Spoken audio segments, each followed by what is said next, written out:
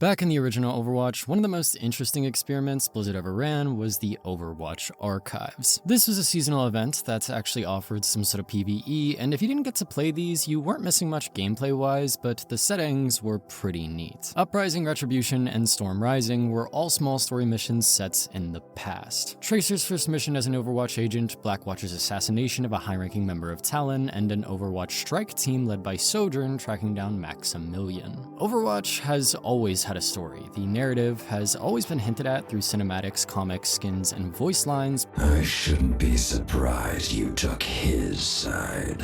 You never gave me much choice. But Archives was the first time this story became playable. They were simpler and less exciting than the core game. I hate to make this comparison, but I honestly don't think any of these were as fun as the, first Call of Duty Zombies map, but to be fair, I don't think that was the point. Even back then, Archives felt like more of a proof of concept. Overwatch was a great game, and these supplemental story missions were just the cherry on top. But that's exactly why Overwatch 2 felt so disappointing when it all fell through. This sequel was built around expanding that initial idea. We were promised a full PvE experience, hero missions, progression systems, and actual narrative continuation of the world we'd been teased for years. So when Overwatch 2 finally launched and the campaign just wasn't there, the confusion was immediate. The marketing had been about the PvE, the BlizzCon panels were about PvE, the sequel announcement trailer was about PvE, and now it was gone. Overwatch 2 felt like Overwatch 1 with fewer modes, new monetization, and a vague assurance that the real game would arrive later. But then, after months of silence, Blizzard finally announced that the campaign mode, the feature that justified the sequel, the thing Archives had already given us a glimpse of, was no longer happening. And at that point, it felt like there was nothing more to hear. Blizzard had shown us what Overwatch could be, spent years building towards it, only to go out and give up. Without its main selling points, Overwatch 2 wasn't offering much of anything. The experience felt the same, if not worse, and aside from the new heroes, there wasn't much left to latch onto. At least, not anymore. Like most people, this was the version of Overwatch I walked away from, the sequel that was overshadowed by a seasonal event from half a decade before. However, time heals all wounds, and towards the end of 2024, I needed a distraction. After everything that happened, I didn't expect to ever touch this game again, but somewhere along the way, Overwatch 2 worked its way back into my routine. I liked playing it after work, it was a calm, comforting background noise during my day-to-day, and catching up with all the new things I missed during my time away was honestly a ton of fun. So much had been quietly improved. One of my biggest complaints about the first game was the pacing of new heroes, and the sequel sped it up a lot. The original game managed to release 11 additional heroes over about 6 years, whereas the sequel did 13 in about 3. Even if you don't want to include the 3 the game technically launched with, Overwatch 2 still released heroes roughly twice as fast as the first. And if you didn't want to deal with any of them, there were hero bans. A lot of new maps have been added as well. The visual identity of Overwatch 2 actually ended up evolving quite a bit. This was easily one of the most disappointing aspects at launch. Thanks to the removal of one of the original modes, the sequel actually launched with less maps to play on. But a bunch of old map reworks helped make familiar locations feel fresh, and a few new modes also did the same. And if you didn't want to play any of these, there was map voting. There was a stronger sense of progression too. Getting better at Overwatch has always been fun, but Overwatch 2 also made it a little more rewarding. You couldn't get loot boxes from leveling up anymore, but you could earn them by completing various challenges the game constantly cycled through. Working towards these alongside the regular battle pass was, at least in my opinion, a little more compelling than the original game, and the new progression system they added a few seasons back enhanced this area of the game even more. Hero-specific rewards was a very cool idea that the original game never really had. All of this together had already pulled me back in, and luckily for me, it felt like I returned at just the right time because perks and Stadium were pretty impressive. Perks!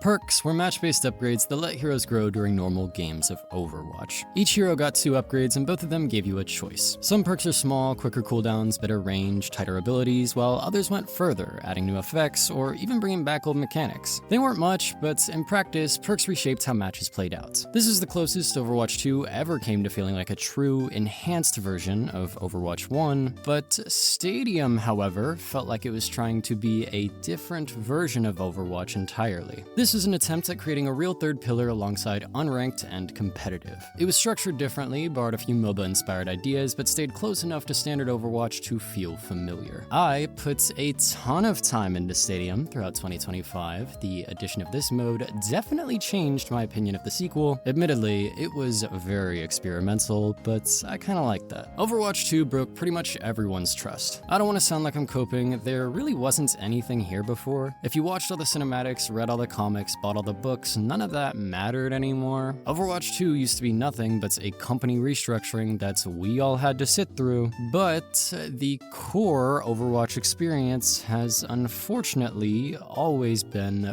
pretty fucking good. If the devs just wanted to keep working on that, then honestly, I didn't mind. It wasn't what was promised, but it was something, and some of my friends were slowly getting into it. Not sure why I'm arguing for this thing anymore though, because as you've probably heard, Overwatch 2 is no longer with us. Towards the start of 2025, Blizzard held an event that shined a spotlight on a bunch of major changes coming to the game. This is actually the same event that showed off both perks and Stadium for the first time. A lot of players are suspecting another towards the start of 2026 since it was the 10-year anniversary of the first game. This was eventually announced for earlier this month, and what we saw during this has actually been brought up to me by people at work, so I know it's worked. This year's spotlight began with a new traditional animated short, one in the same style that most of us grew up with. Blizzard made some for Overwatch 2, but they didn't make many, and they've been gone for quite a while. Honestly, I thought they were done with these. They've been making a bunch of 3D animated hero trailers ever since I've been back, and they've all had a very different look. In Reign of Talon, though, the original style is back, and that is intentional. The cinematic is centered around Doomfist having an evil meeting in his evil lair with every member of Talon. Reaper, Sombra, Moira, Mauga, Widowmaker, and Maximilian are all here, but they're all also just little holograms. Doomfist has always had some of the best looks in lore, and for moments I really liked that they were finally leaning into that. This was a very cool scene to see for the first time, but then I remembered who was in the thumbnail. Vendetta was the most recent hero they added before the release of the cinematic. Remember that random member of Talon that Reaper murdered almost 8 real-life years ago back in the archives? Well, that guy had a daughter, and she's been quietly preparing for this day ever since. Vendetta crashes the meeting and talks a lot of shit. I've earned my right to be here, paid for in blood, should probably come off as corny, but because it's directed right at Reaper, I think it works. Now, she also calls Doomfist out for failing to do anything with Talon. She basically blames him for his own lack of development here, and I've got mixed feelings about that. Regardless, I'm absolutely obsessed with how the rest of this feels. There's a bit of back and forth. Doomfist catching Vendetta's initial swing will probably go down as one of my favorite scenes from any cinematic, although the ending of this was pretty sick too. Power is not passed down. It must be seized. I agree. Vendetta does the thing. Doomfist is no more. He's now just, Doom? I guess. She picks him up and throws him out a window. This whole sequence is full of callbacks and cliches, but honestly, I kind of love it. Vendetta's takeover of Talon is the most raw, fresh, and exciting Overwatch has felt in years. You can tell the creators are confident. I still can't believe how unapologetic all of this was. That confidence wasn't limited to the cinematic either. Earlier, I mentioned the faster pacing of new heroes in the sequel, but in this year's Spotlight, they actually announced an even faster pacing. Overwatch initially launched with 21 heroes, and Vendetta was the 45th hero in the game, meaning the roster has roughly doubled in about 10 years. For the anniversary, however, Blizzard's decided to do something that I didn't even think was on the table. 10 new heroes for the 10-year anniversary. 5 of these heroes were added at the start of the new season, and the rest will be spread out throughout the rest of the year. For those keeping track, Overwatch 2 only launched with 3 new heroes. What is happening? Domina is a poke tank that plays similarly to Sigma, and she's the heiress of Vishkar Industries, a place that many heroes are very familiar with. Emre feels like a Halo character. He's not bringing much to the table gameplay-wise, gameplay-wise, he's simple like Soldier 76, but the lore surrounding this guy is actually pretty interesting. Mizuki's kit is kind of a lot, but at least he heals similarly to Lucio. I like that he's the first hero from the Hashimoto clan, and being the first and only Japanese character who can't climb walls is pretty funny. Onran is the first hero since Tracer and Genji to move at a slightly faster speed. Her kit is just as cool as her brother's. I mean, she's literally got 2 different ultimates. And say what you want about her backstory, but I really like that Overwatch is releasing connected characters like this again. The lead up to this hero was a lot of fun. You could really tell the developers have been excited about her for a while. And speaking of heroes with a lot of lead up, the cat. Jetpack cats is something we've never seen before. This design obviously isn't new. Players have been begging for something like this for years, but this playstyle feels completely foreign. A character that can transport their teammates like this has permanently changed Overwatch forever. All of these characters have permanently changed Overwatch forever. Because we've been hit with this big wave of heroes, the devs have decided to be generous and ease up a little on the gameplay shakeup this time around. Instead of a massive new system like perks or a massive new mode like Stadium, sub-roles are really just a nice tweak to an old system. Each role now has separate sub-roles that provide different buffs. In the past, there's been passives that have done literally nothing for some heroes, and these new changes both attempt to prevent that and be more visible. I like how this looks. I definitely feel like new players will pick up on the existence of these much faster than the old ones, although I also feel like some of these definitely need to be recategorized. There were plenty of other announcements. New cosmetics were obviously announced, but almost all of the old cosmetics, including the Overwatch 2 shop skins, were put in the loot boxes too. Mercy got another mythic skin. I still can't believe they just slid that past us. UI changes, the return of post-match voting, a new hero builder for Stadium. All of this was really cool, but none of it was as important as the removal of the 2. The latest season of Overwatch is just called Season 1. It's not the 21st season of Overwatch 2, it's the first season of just Overwatch. It's cleaner, less awkward, and a lot less intimidating than jumping into a game that sounds like it's already 20 seasons deep. Whether you've played this game for years or haven't played it before, I made this video today because I genuinely think the current state of Overwatch is worth checking out. If the cinematic caught your attention, that's not an accident. That's actually how I first found this game 10 years ago, and nowadays, Overwatch is faster to understand and deeper than it's ever been. The systems are clear, the progression is stronger, and there are more heroes and playstyles than this game has ever had. All of the positive changes that caught me off guard before have finally compounded into something pretty cool. I'm not saying you need to start trusting Blizzard. I'm not even saying that you need to forgive them for the failure of Overwatch 2, but I am saying that this 10-year anniversary isn't just for players who stuck it through Overwatch 2. It's for everyone. This is a version of Overwatch that I think anyone can appreciate. Some people might still be a little confused, and honestly, I get it. You don't need to play Overwatch to understand that a game evolving backwards doesn't sound like a good thing. Dropping the sequel's name and going back to the original vision sounds like this game is retreating. On paper, at least, Overwatch 2 was just a reskin of the first game, and this new version of Overwatch is just another reskin of that same game. But as someone who's been here for a very long time, this is some of the most confidence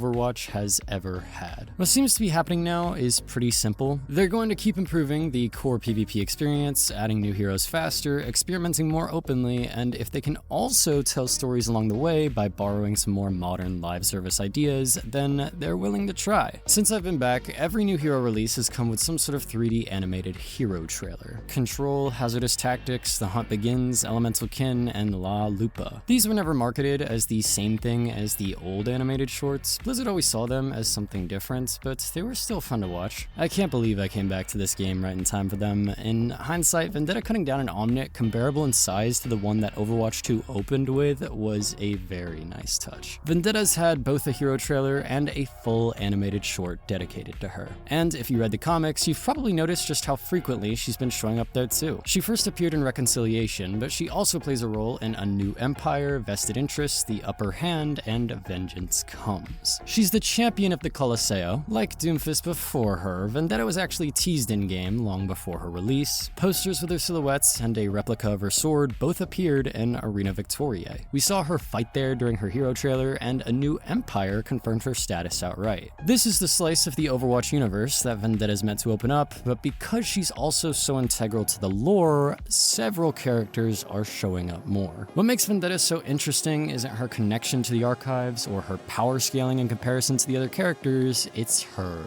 relationships. In vested interests, we see that Maximilian's life was actually threatened by Vendetta before she seized control of Talon. The reason he pretends to be shocked after she crashes the cinematic is because he had secretly helped her get there. Domina was shown chatting it up with Vendetta in the Colosseo about 2 days before her reveal in the upper hand. Vendetta wants to get her hands on Vishkar's technology, both so she can use it inside the Colosseo and for Talon's forces. In the most recent comic, Vengeance Comes, Vendetta has a meeting with her new version of Talon. A lot of familiar faces are here, but Widowmaker, Reaper, and Sombra have all defected, and I think that's pretty smart. This decision opens up so many new avenues for those characters, and of course, it also does the same for the ones that stuck around. Both Freya and Emre enter the room. It seems this is what their story has led to. I don't see either of these two sticking around for long. Freya's only here for the money and Emre's still connected to something else, but I like the dynamic they bring to this group for now.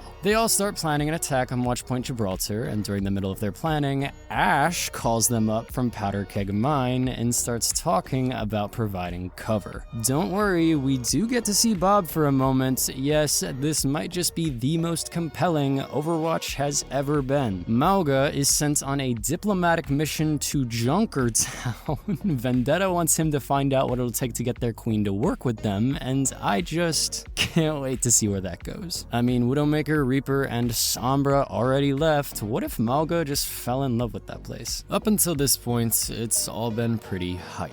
But after I got to the 11th page, things got a little uncomfortable again. In the cinematic, Vendetta explicitly blamed Doomfist for never pushing the narrative forward. Figuratively, he's taking the fall, and I can definitely see some people having a problem with that. All of us know that in real life, Blizzard is responsible for Overwatch's stalled story. But within the fictional narrative, we're now being led to believe that Doomfist was constantly preparing for nothing. Nowadays, he's apparently just some washed-up antagonist, a bum who almost soloed Tracer, Genji, and Winston by himself, but also lost to an angry Italian woman. Figuratively, it doesn't feel fair, and narratively, it doesn't make sense. Vendetta is planning an attack on Watchpoint Gibraltar because she believes Overwatch is standing in her way. Because Doomfist failed, and because Null Sector, quote-unquote, stroke Overwatch back into power. A character who's been in this game for only a few months is already flaming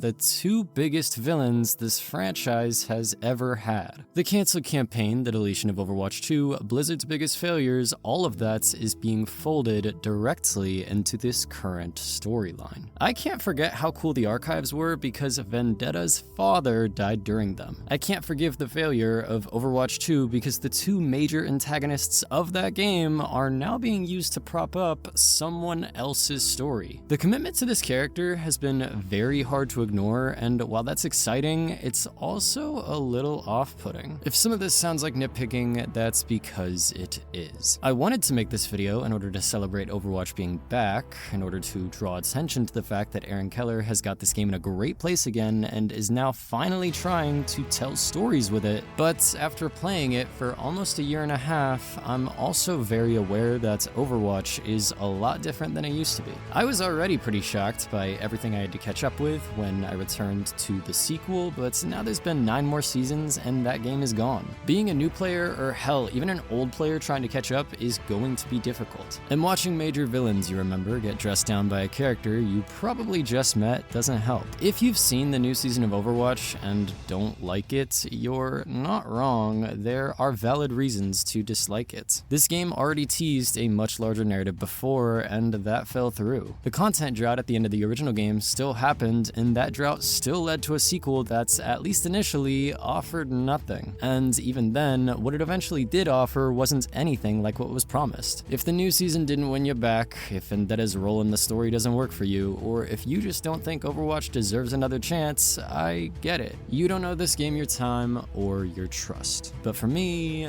something has clicked. If I can stop thinking about the sequel and just meet Overwatch where it is now, then it's almost like the original never left. The story isn't playable in a way it once aimed to be, but players are still able to participate in it, and honestly, that's good enough for me. I'll probably be backing Overwatch throughout most of this global competition, Vendetta's been taking way too many dubs for my taste. But either way, I can't believe I'm feeling this way again. Overwatch has always been one of my favorite games of all time, and now it's back.